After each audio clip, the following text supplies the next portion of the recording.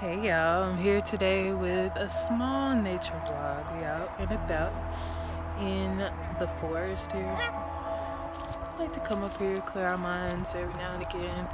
When you get out into nature, it really gives you a chance to have organic thoughts, you know? You don't have to worry about society, the noise, and all that extra stuff. You get to hear the birds chirp and really have organic thoughts is what is important. That's a part of meditation. So if you wanted to train yourself, you could come out into nature and just sit and listen and sit and think about things on your own, you know? That's how you create an organic thought when you're alone and without so much distraction, if that makes sense.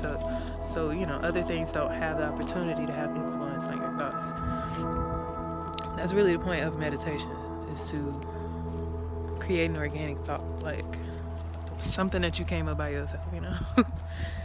But it's so beautiful up here, y'all. Look at that. We're right on the mountainside. I don't know if I can catch it. Oh, it's gorgeous. But that's all I wanted, guys.